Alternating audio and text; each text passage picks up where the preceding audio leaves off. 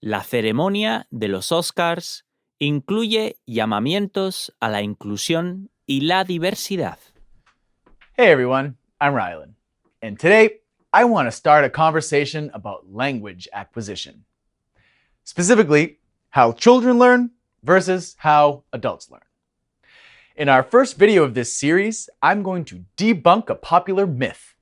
As you get older, you lose your ability to learn languages.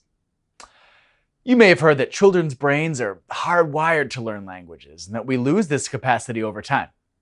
It is true that children's brains are like sponges. They have an amazing ability to absorb new information.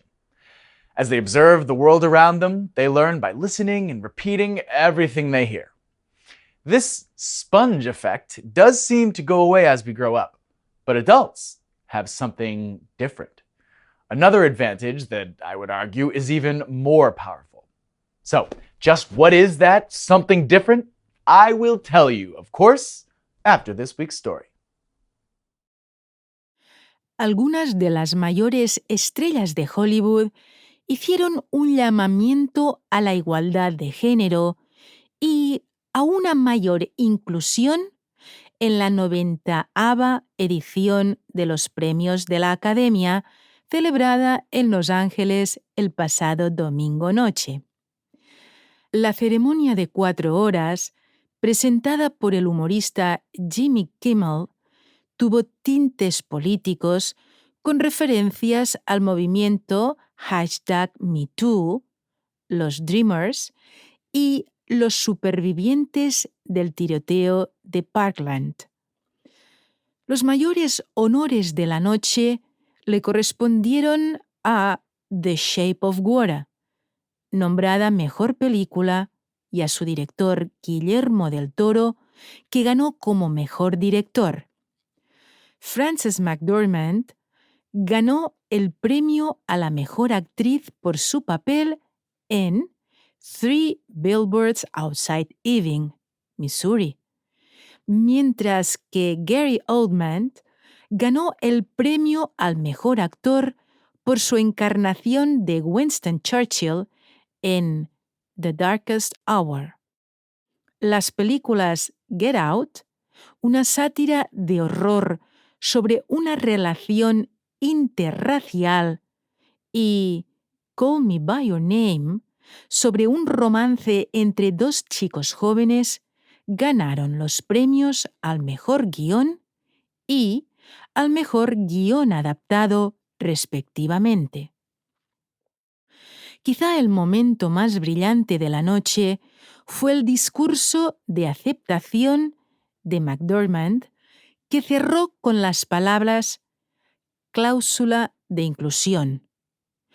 Las cláusulas de inclusión, estipulaciones que los actores pueden añadir a sus contratos pidiendo un reparto y un personal diverso, podrían ayudar a abordar el problema de la infrarrepresentación de las minorías en las películas.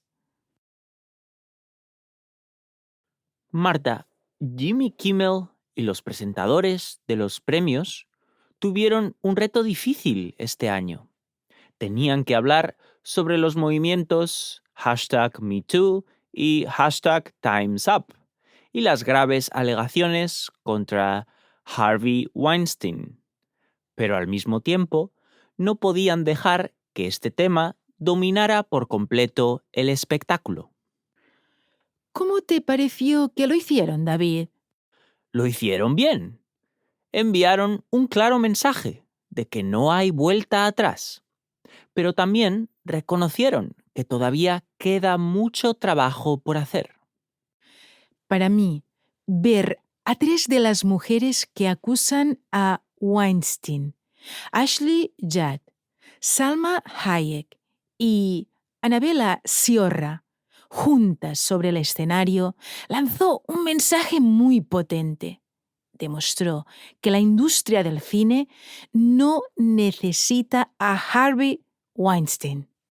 Estuvo muy bien que presentaran un vídeo sobre la necesidad de diversidad en el cine. Eso dio a entender que la industria del cine se da cuenta de que sus problemas van más allá de la igualdad de género. La pregunta ahora es, ¿de verdad van a cambiar las cosas? Por eso el discurso de Frances McDormand fue tan importante, David. Mencionó algo concreto que los actores pueden usar para hacer las películas más inclusivas.